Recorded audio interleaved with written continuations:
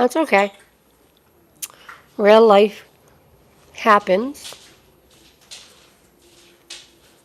while we're doing live videos.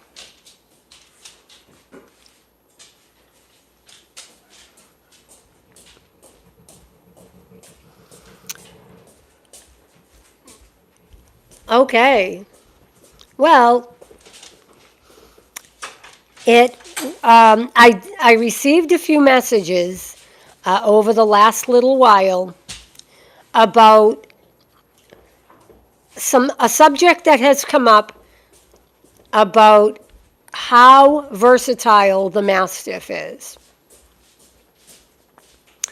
And if I could talk about what the Mastiff, particularly the English Mastiff, has meant to our family and to our clients' families. So let me just give you a little bit of a background. I've been breeding dogs about 30 years. I also studied animal behavior with Dr. Best in Canada and basically animal psychology.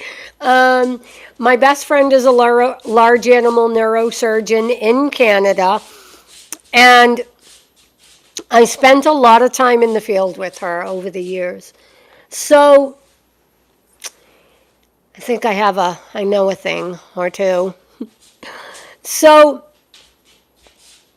probably 6 years ago, a family contacted us from Massachusetts that wanted a puppy for their son that was low functioning autistic. He was nonverbal. He almost rarely even really communicated. He really was in his own little world. And, along with that can come temper tantrums and pretty serious behavior issues. And it just made it very hard on the parents and everybody that was working with the child. Now, 50 years ago, we didn't know a lot about autism. I did my thesis in college on autism spectrum disorder in children.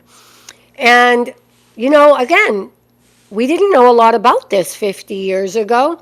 And so in my world with horses and having done a lot of work for the Make-A-Wish Foundation, I don't want to bounce around, but when I was training horses and giving riding lessons, my sister-in-law at the time was doing a lot of work in the Make-A-Wish Foundation. So some of the children that were nearing the end of their life, their last wish was to come out to our home and to be on a horse and to pat the horses and to brush the horses and experience that. And so I had a couple of horses that I really spent a lot of time with that I took around nursing homes and the elderly. Like my youngest client, my youngest student was 3. My oldest student was 83. She waited all of her life to ride, and she chose me as her coach. So animals are just amazing. They are full of this, they're sentient beings. The energy and the electricity that goes through them, if we touch them, and we are sentient beings that have electricity. We know our body's made up of water and matter and cells and electricity. We know that there is electricity in our brain. When we touch an animal, a horse, a dog, or when we touch even another human, energy is exchanged, emotions are exchanged. It can change your whole physiology. So I had a family contact us about 6 years ago in Massachusetts that had a very low functioning autistic son, and he was nonverbal. So they jumped in on a litter, the litter that would have been Gage and Rory's November 3rd, 2018 litter. And they chose my little reverse girl and they named her Lucy. And I asked the family for one thing when they got their puppy home. Would they keep record and would they keep track of how this little boy, he was, I think, 8 at the time, interacted with the puppy? And again, not dumping all the responsibility on the child, but allowing the child to interact with the puppy, who's also nonverbal and communicates in a different way. So puppies communicate with, looking, their heads will turn, their eyes will turn, their ears will flicker, like with a horse. I wanted the mother to make sure she kept notes, or even mental notes, on how the child interacted with this puppy. And then I asked her to report back to me, and could we use it for the page to prove that the Mastiff can be such a useful tool to military and injured military and injured law enforcement and people and children with traumatic brain injury and whatnot. And she did. So we got a lot of good data, we got a lot of good feedback, and the page really, really enjoyed that. About 3 years ago, a woman contacted me from New Hampshire. She had a son, I think he was about 9, and he had an inoperable brain tumor and was also autistic. So there was another daughter in the house that was about 15 at the time. And the daughter was experiencing stomach pains and nausea and insomnia. And the little boy at the time, his autism. Now, I said he had the traumatic brain injury. He had a brain tumor that was inoperable. He had autism, and he was nonverbal. And in this case, he would even screech, high levels of screeching that, if you weren't expecting it, could be startling. And so she also got a puppy out of my litter. She got Lily's sister. So, now, the first woman that contacts me with the son that has autism in Massachusetts reports back to the page, and the data that we got was this little boy who started out nonverbal, non-communicative, and in very much his own shell. I asked them to not put any responsibility of the puppy onto this boy, but to allow him to pick and choose where he interacts. So the puppy was also kind of defenseless. The puppy was also nonverbal, non-communicative, besides all the sensors that I explained to you. So that litter went home, and about 3 months went by, and we started to see not only did this little boy's mental acuity change, he began making one-word sentences, and then very quickly 2-word sentences, then 3-word sentences and 4. And he would say, for instance, Mama, Lucy need eat. Mama, I walk Lucy. So this is how this little boy began to communicate, and it was mind-blowing. This is a little boy that never wanted to leave his room. He wanted to sit in his room in front of his learning machine, and really, this is all, the parents obviously reached out to me because they felt that the Mastiff is so incredible, and because of my degree in psychology, could I possibly help them in training of this puppy after the puppy goes home to help their child? Well, 2 years went by. They came here. They got another mail from me that went into the family. And the little boy came in my door, and when he walked in, he said, "Helen," and ran right into my arms. My best friend is Lucy. So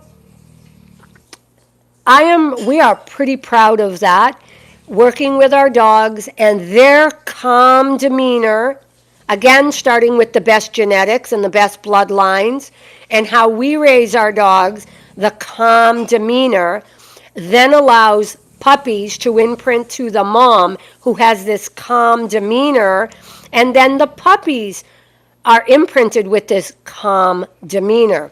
So there is a lot to be said about the bloodlines you breed.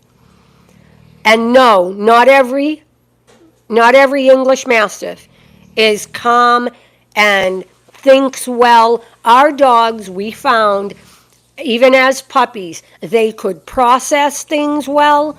They knew between good and bad. They could sense danger. They could sense someone at the door that they didn't like. They could sense when the school bus was coming home, and all of these things.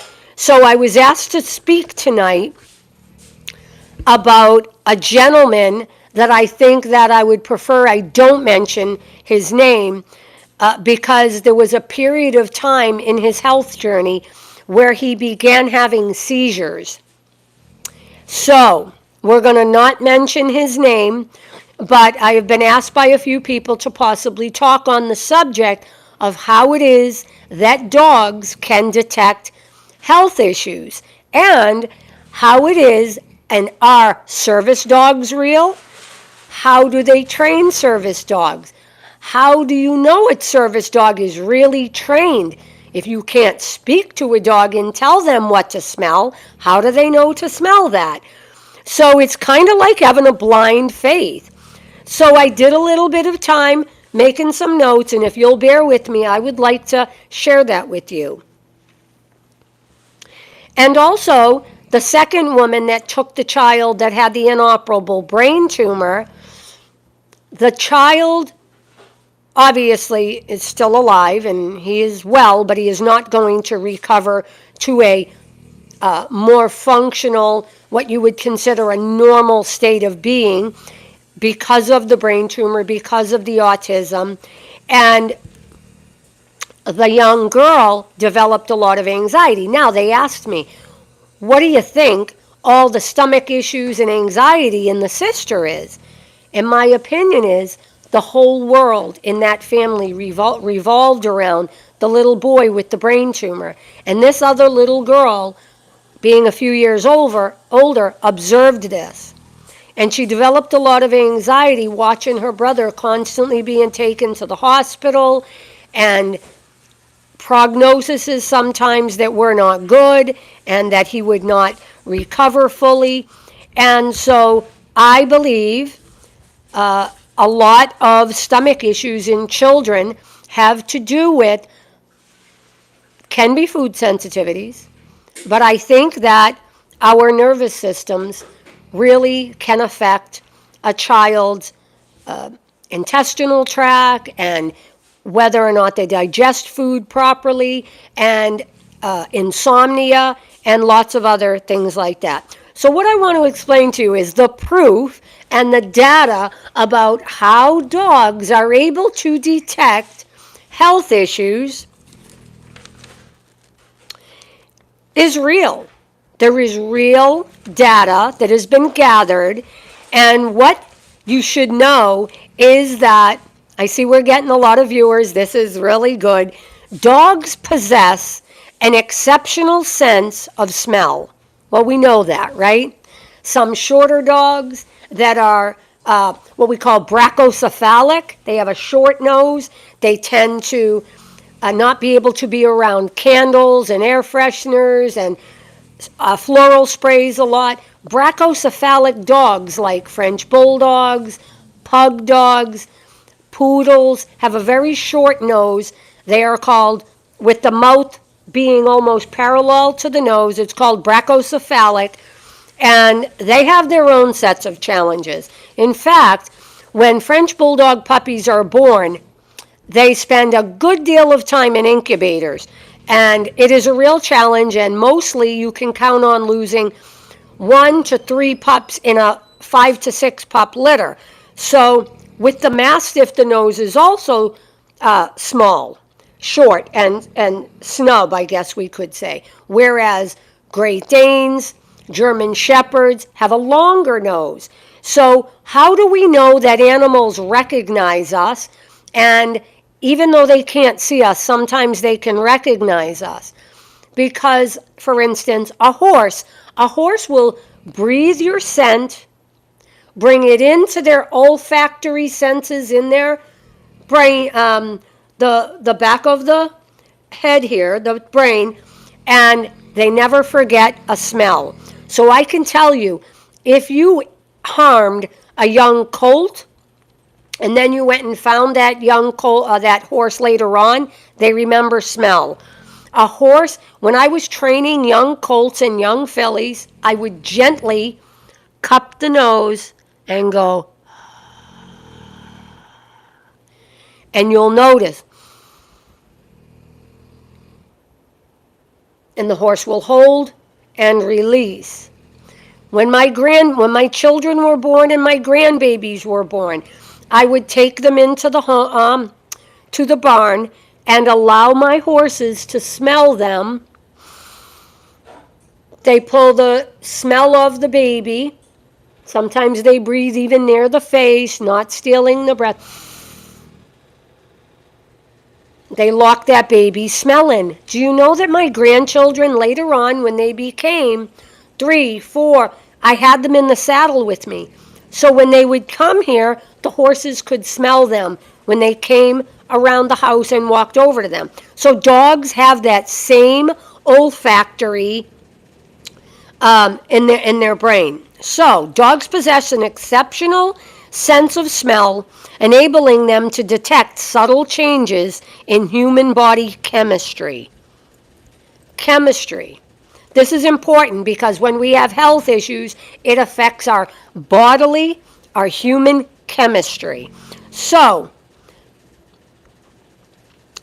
they can detect subtle changes in human body chemistry associated with various diseases, including cancer, seizures, and even infections like COVID. They can also sense stress and anxiety in their human companions.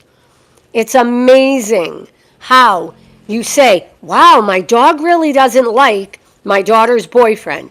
Not in our case, we love Vinny. If you're listening, we love you. Or, hey, my dog just doesn't seem to like a friend that my cousin brought to the house or something. Dogs are a lot smarter and can sense things that we cannot. So we know they possess an exceptional sense of smell. The olfactory ability. Dogs have a significantly higher number of olfactory receptors. In fact, over 300 million olfactory receptors in the brain compared to humans, which is only 6 million. Talk about a sixth sense. So we have 6 million olfactory receptors, and yet your dog has 300 million olfactory receptors, allowing them to detect scents at incredibly low concentrations. That is why there are cadaver dogs and dogs that are used to track people. That is a very real thing, and it has to do with the olfactory receptors in the brain. So another incredibly unique thing that dogs have is volatile organic compound. Okay? Dogs can sense volatile organic compound. We call them VOCs. Illnesses and infections can alter the body's VOCs, which dogs can detect through their enhanced sense of smell. Again, 300 million olfactory receptors compared to our 6 million olfactory receptors. So they can detect the changes in chemistry through their enhanced sense of smell. Now, body language and routine changes. Dogs are highly attuned to their owner's body language and routines, changes in behavior, like decreased activity or noticeable physical symptoms, sneezing, runny nose, that signal illness to a dog. They can detect, and did you know that cancer affects your VOCs, your vulnerable organic compounds in your body. So cancer, dogs have been trained to detect specific odors associated with various cancers, including breast cancer, lung cancer, and prostate cancer. Mind-blowing, right? Now, in my friend's case, and I'm going to choose to not mention his name to protect his identity because seizures is not a part of his life now, but he had a period of time where a couple of other health issues caused some seizures.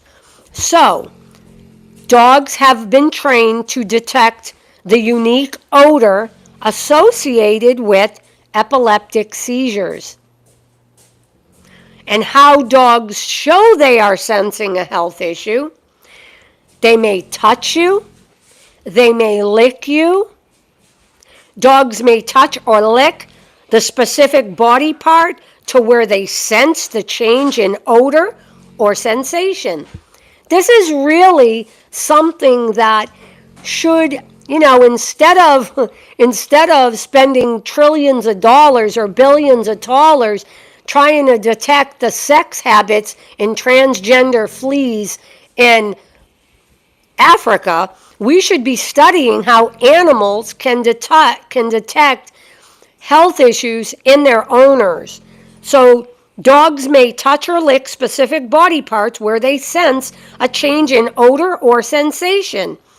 Changes in behavior.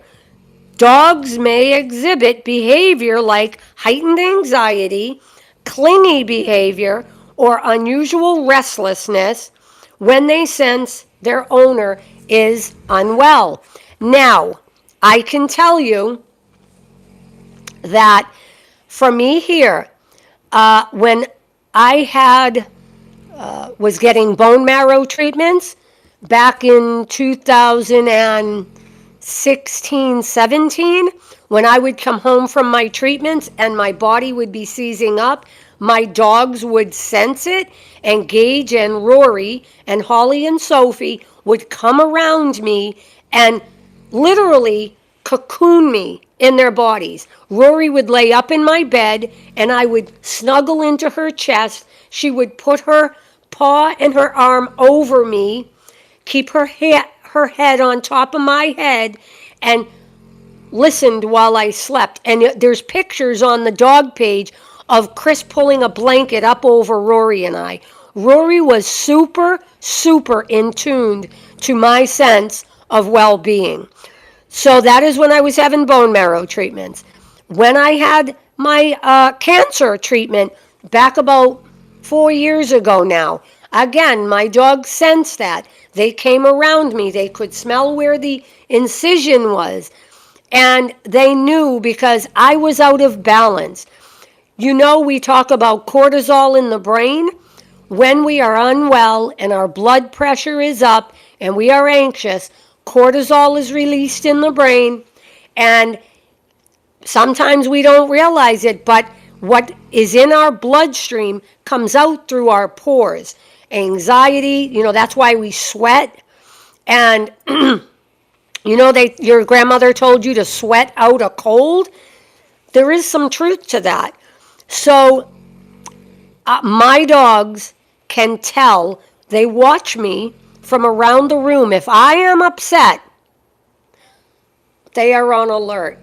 Now, last night, because of some stress going on, I noticed all of my dogs were sitting outside my bedroom door. And all I had to do was pick up my head, and they were all sitting there. And so I had to come out and reassure them. It's okay. Let's sit down. Let's have a little snack at the table. It's all good. Mom's okay. So believe your dog when they tell you they don't like someone. Dogs can smell. Dogs are sentient beings. They have these receptors in the brain that can detect drugs, mental illness, instability, and behavior problems. Okay? So I think it's important. And here's another thing. The old saying, when you stop talking so much, you can hear a lot more.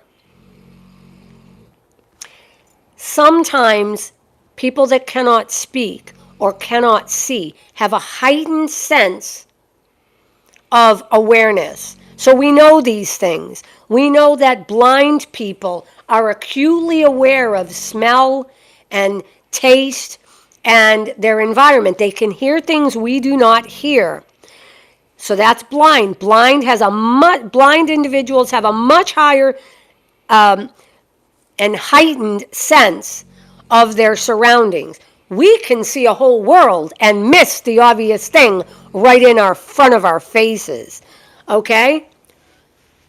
Blind people probably wouldn't have, would have sensed someone a lot sooner than the average person would. So, animals cannot speak, but through their behavior, you should be able to watch them and see what is the uneasiness, what is the look on the face. I swear that my horses, I could tell by the look on my horse's face whether they were accepting training, whether they were accepting training, but they're still concerned about somebody that's watching the training session, or maybe they like the student that I'm teaching, but they don't like the father. And I will tell you, horses do not like the smell of cigarette smoke, and they can detect the smell of alcohol across an arena. I know these things. And so animals have heightened receptors in the brain, and 1,000% to the person that asked me the question today about do I believe that personal support dogs and emotional support dogs are really trained, or are they just really smart? No, they are trained. I know because you can hear probably Kiana snoring right now, but if I exhibit anything other than calm and peace, and my home flows very nicely, and we're all very happy, if my dogs detect a shift, they are aware. So one thing I will tell you, the Mastiff is known as a gentle giant, and they are. They are 100% kid-proof, elderly-proof. The only thing that could potentially hurt a child if you have a Mastiff coming is the child may be walking across the floor and bump into the Mastiff, and they're solid, so they may fall down. Or if the child is standing and the Mastiff walks too close, the child could fall down.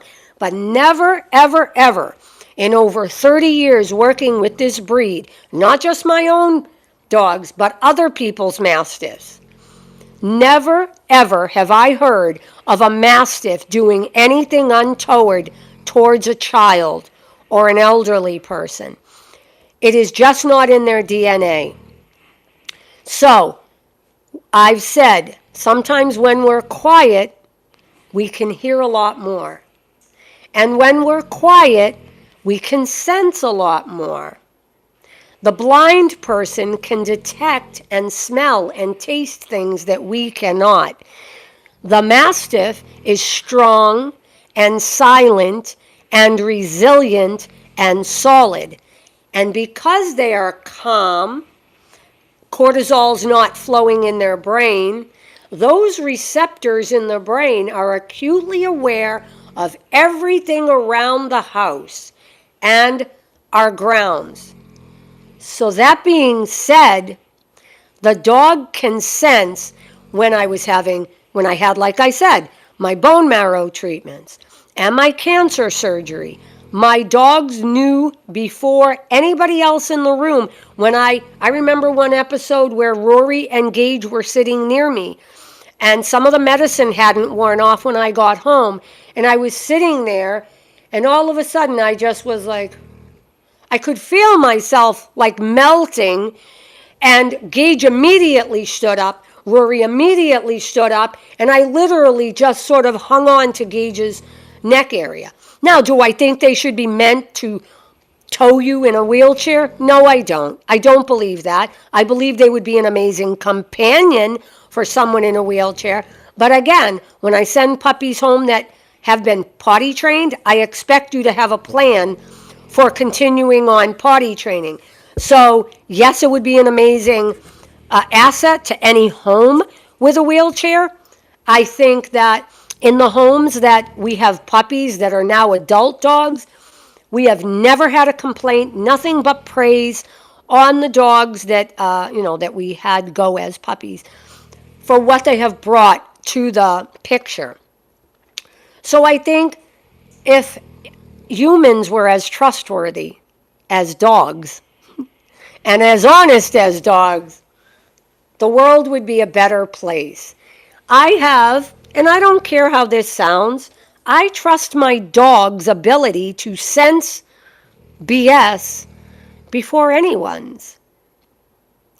I have a huge heart. I am an empath. I usually rely on my heart to tell me when I should help someone or I should get involved, or if I can do something, I should. And I can tell you, I learned a valuable lesson here this month. Had my dogs met someone, a couple of people that I was engaging with online, talking to, had them people have come into my home, there is no doubt in my mind my dogs would not have liked them, because they can sense through the olfactory receptors insincerity, someone with bad motives, I would say intense jealousy, and I would say someone that continually sort of tries to plant a seed of, But here's the thing. The bottom line is trust your dog. If your dog tells you someone's not good, they're not. Now, that being said, the Mastiff is considered a gentle giant, and they are. They 100% are. Okay? And that's an amazing thing. I can tell you they are the quiet, silent bodyguard. I have 5 Mastiffs in my house right now. If someone came into this home that had a bad intent, and listen, nobody can mask what the body emits during bad emotional behavior.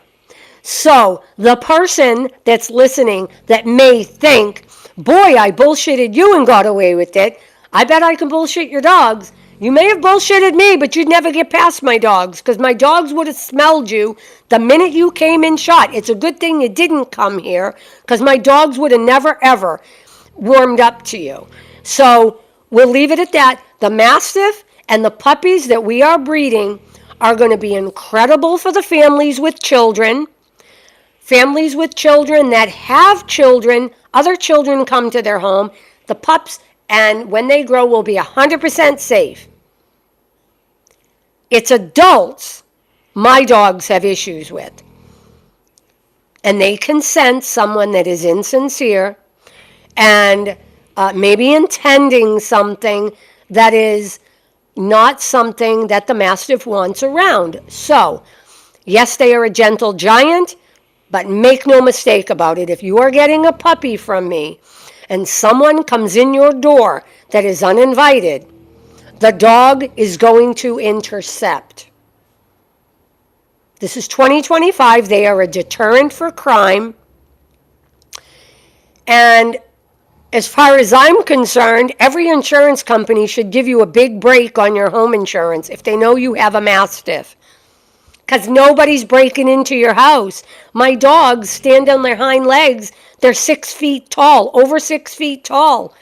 My dogs weigh in excess of 245 to 255. It takes a lot to stop them. So, I mean, thank God my dogs have not been put to the test, but I can tell you over the years, there's been 3 or 4 people that have come here, like maybe a garage sale or something like that. I can tell you my dogs did not like my ex-son-in-law, Bernie. My daughter Tony's ex-husband. They hated him. I mean, Rory would come unglued if she saw him. And it turned out Rory was right. And he was everything Rory thought he was. So, I believe every person that my dogs have shown a little, what's that word I'm looking for? They don't warm up to, 100% my dogs were right. Because, yeah. Yeah. So, yeah. But anyway, that's what I really wanted to talk about, how dogs can detect health issues.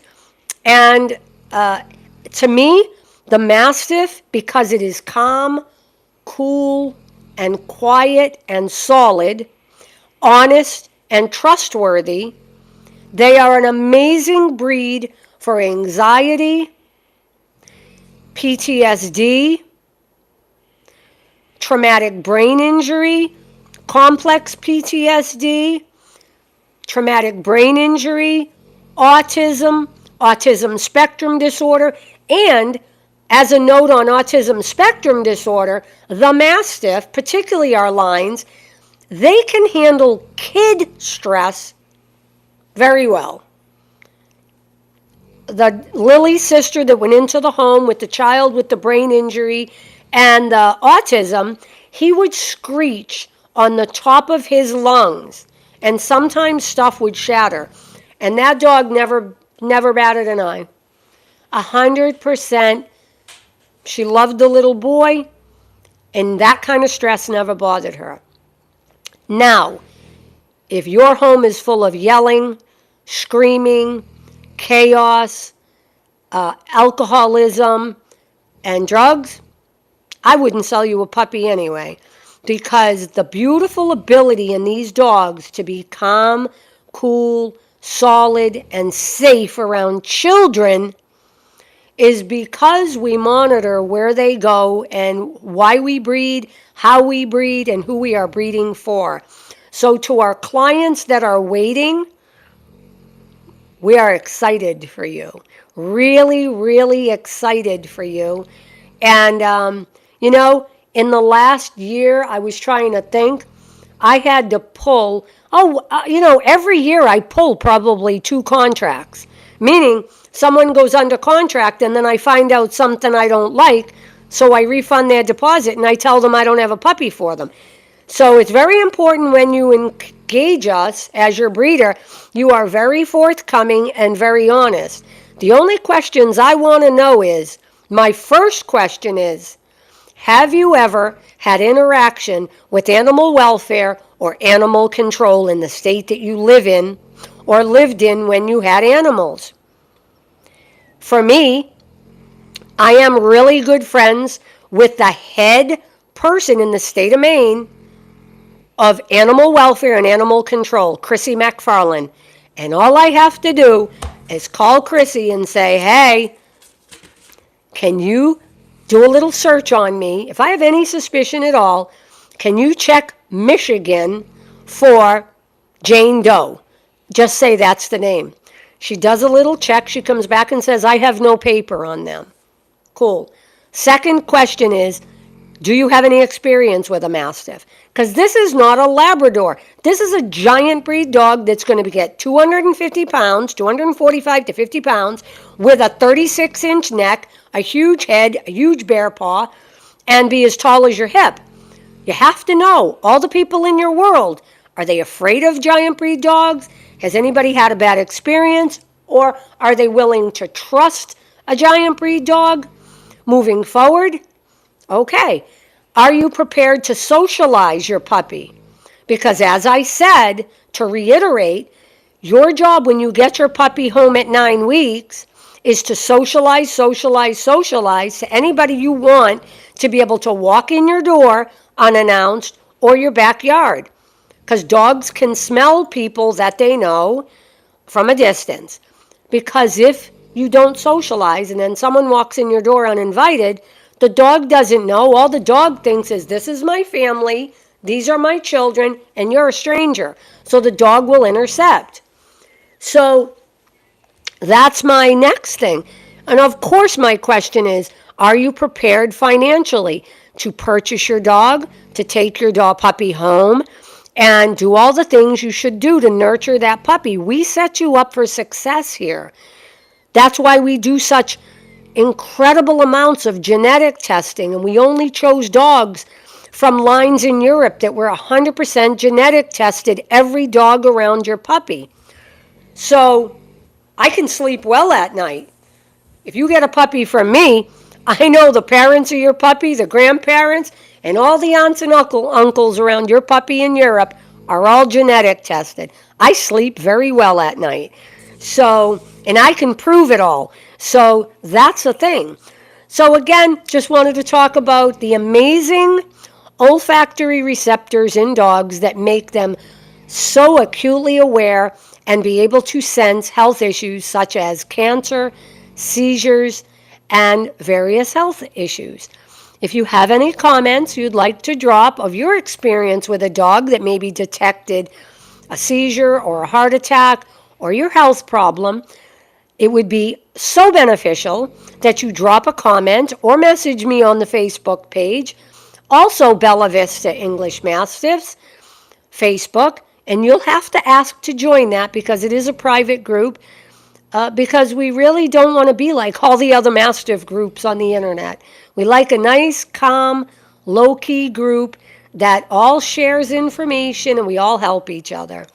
So if you have any questions or concerns about your health or what a Mastiff could bring to your family, feel free to call us, 207-694-1200. We hope that you have an amazing day, and we thank you for joining us. Have a great day.